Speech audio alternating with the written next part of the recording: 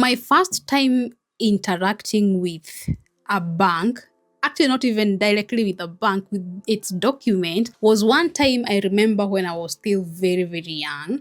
My mom needed a bank statement. Then Equity Bank was quite still new in that line, and she needed a bank statement from Equity Bank where she was banking. She had to plan a whole journey from home all the way to Nyeri town, where Nyeri now is like ile town iko karibu na iko na bank.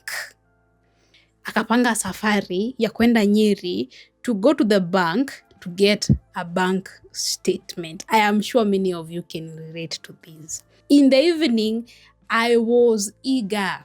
I was waiting. Hapo ni penye uliacha ukiambiwa uoshe vyombo na make sure utaosha mapema. Because bank was such a big thing. I mean, the bank is where money is stored.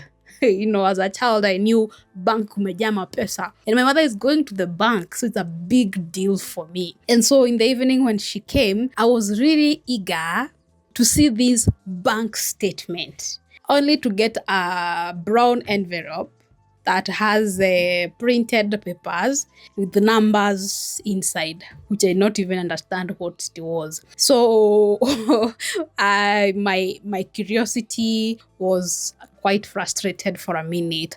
Now, the second kind of instances after that when I had to interact with the bank directly myself was now when I had to pay school fees. That is when I'm in high school. The first few times, we would go with my mother to the bank, she pays school fees, then ananiingiza kwa gari ya kwenda shule, yanarudi home, me I go to school. I think around Form 2, my mom was, now you're old enough to be responsible. I have showed you how to fill those order papers. I have showed you what to do. Now you can pay for yourself. Now, the first time walking into the bank hall, carrying money, of course, carrying money from home all the way to town where the bank is already scary. And then stepping into the bank is even worse. Hapo nje kuna askari na akona buduki. Unasachiwa ukiingia kwa bank. And then unapanga laini. Those days, kulikuanga na laini. People would queue. That line beats several corners, because it has zungukad inside the bank hall and then has extended outside. And nyinyi wote mko kwa line ya kulipa school fees. Now, the most frustrating part was where the school I was at, there was a time at which you could not go past that time unpunished. So I think ilikuanga either 2 or 3 p.m. So 3 ikifika na hujaingia, you'll be punished. So that was me every other term, because umepanga laini. Now, ujue kwetu ni mbali. So kwanza ni, preparing in the morning, and then somehow wakunanga, I don't know, pesa inapatikananga hiyo asubuhi ama what happens. So it is that morning tunafanya shopping, and then uingie kwa gari, and then ufike town, and then kuna jam, sijui kuna nini, and then because you're carrying from far, gari hazikuji haraka, ni zile za kuja zikipick and drop. Then uingie town, you go to the bank, upange laini. By then, laini imefika sijui wapi. Then you pay, ndio proceed shule. From town to school is another safari. So almost always I would be among the latecomers, and I would have to do a punishment here and there. That was scary enough, of course. Then I think later on when I got my own bank account was when I was seeking for help loan. That is an example of the traditional banking models. Over time, banks have done a lot to be able to include everybody into the system. These 4 things that they have done, I am sure they did these for purposes of increasing their market and also customer service to their customers. But as they were doing this, these actions have really helped with climate change, because we have said climate change is being caused by release of greenhouse gases into the atmosphere. Things like carbon dioxide, methane, and so on. So at any point or any activity that we engage in that reduces the amount of carbon dioxide that is released into the atmosphere is helping to fight against climate change. So let's get into these things. And the first thing that banks have done is bringing in the ATMs and the bank agents. So right now, hata siku ya kufungua shule, if you are in town, very rarely will you see a line that beats several corners of students paying school fees on that day, the way we did it our time. Because you can now pay at the mtaani.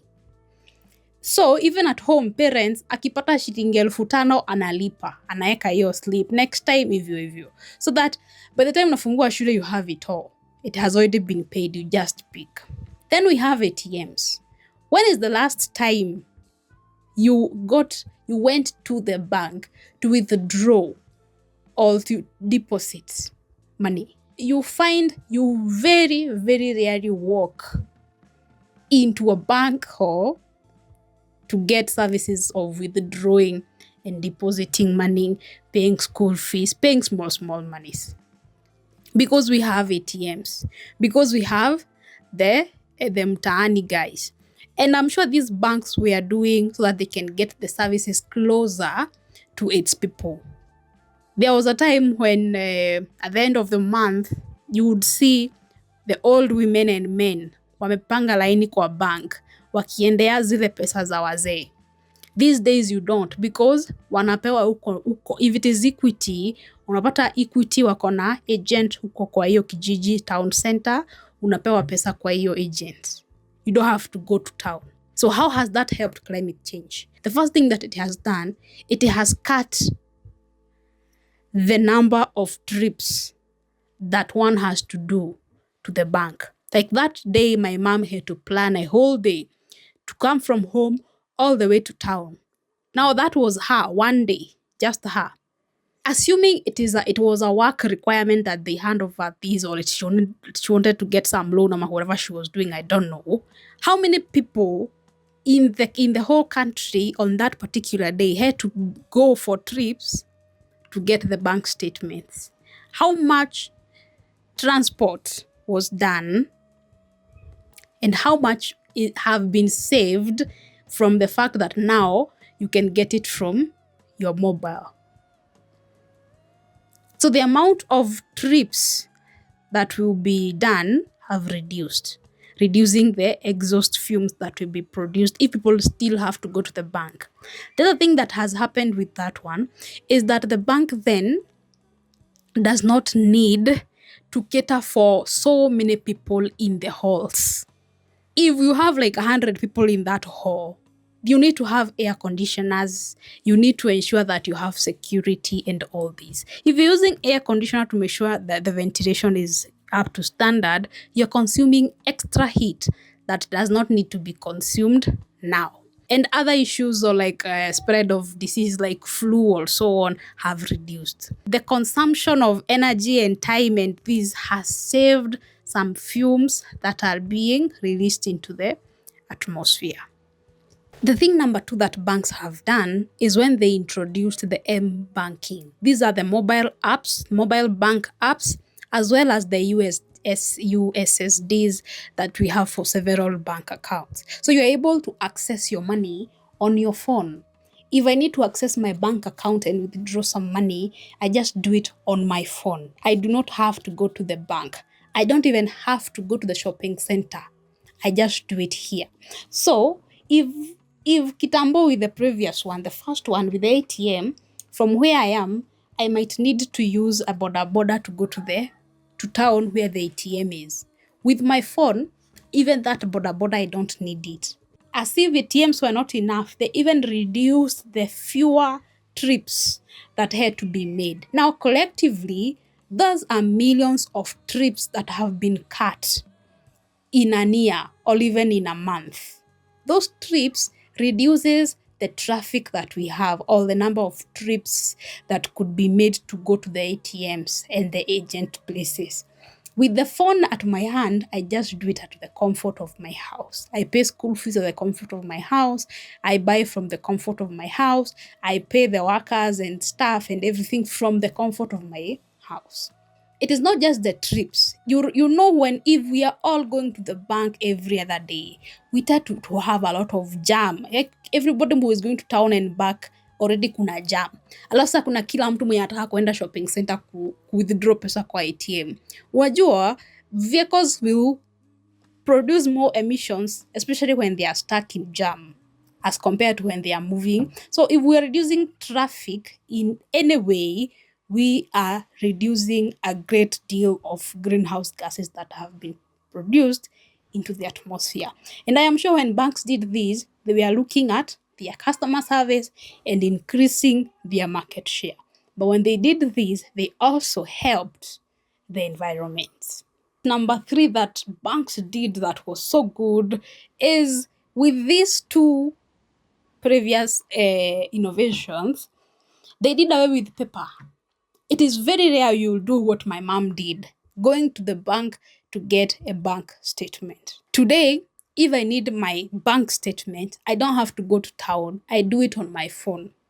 Today, if my mom needs her bank statement, she doesn't have to go all the way to Nyeri. Right now, she can get her bank statement on her email, on her phone, akiwa kwa shamba.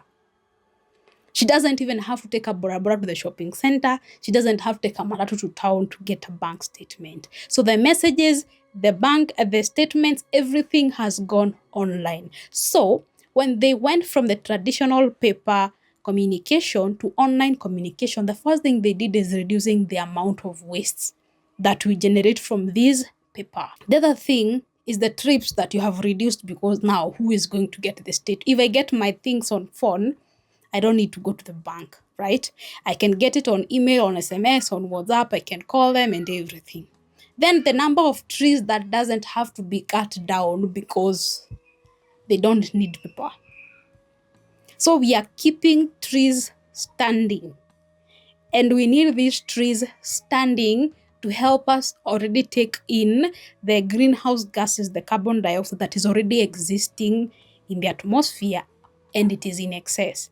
So if we do not cut down trees, then we have done a good fight against climate change. So by banks moving to online communication, they have really helped a great deal in fighting against climate change. This fourth one is a bit more intentional because there is also regulations that are guiding these activities, and this is where we talk about now the sustainable and the green or smart financing.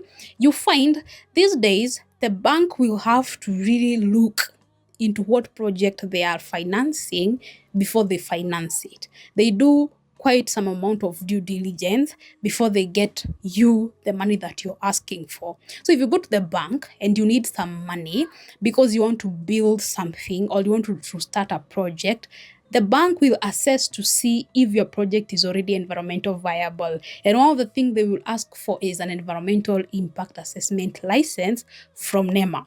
Because if you're licensed by NEMA, it means that your project is viable environmentally. Like you have your project has been ticked that is good to the environment, and the license also comes with conditions of what you are supposed to follow through. So they will ask for such documents to ensure that they do not finance projects that will be of detriment to the environment.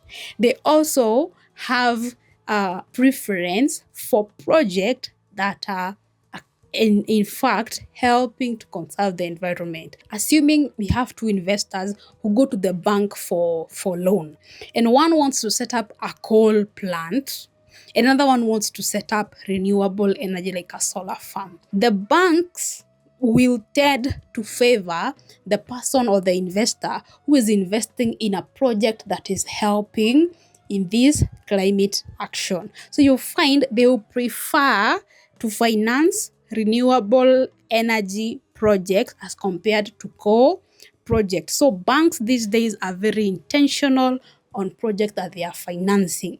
We have regulations that have tied them down and so on. And we want to keep in mind that banks are very, very, very critical in this fight because they run the economies in one way or the other. They hold a lot of money. They direct where monies are going. So if they are at the center or they're interested in climate action, then they will influence a majority of people, a majority of industries into leaning towards sustainability. And that is something that is a bit more intentional other than the first three, which I'm sure the bank was just chasing more customers and a bigger market share. So that is how I feel like the banking industry has helped with this fight against climate change when they did not even intend to, but they just found themselves. Now, this is very interesting. It is very simple things that they have done, and we can be able to calculate the impact that they have made towards the fight against climate change. This is to show you that you do not have to invest millions of money to do a specific thing. It is the small things that you do responsibly in your business that have other benefits that even benefit the planet. So if you're in manufacturing, if you're in the healthcare, what are some of the things that you can do that will not just get you more customers, that will not just get you more clients, get you into new markets, but will also help with the fight against climate change? Tell me down in the comment section what you think you can do for your business, or what other businesses need to do that would help fight climate change. Thank you very much. My name is Miriam Mokami, an environmental consultant here in Kenya, and I'm really delighted to keep sharing these episodes. So if you have a question, leave it down in the comment section. If there is an environmental issue you'd want us to look into, leave it down in the comment section. Also, the resources of these videos are usually below. If you want to read, maybe if you want to get in-depth understanding of them, we have blogs that we have published. Go to our website and see them. If you want to contact me, all this information is down in the description box. Subscribe. I'll see you in the next one.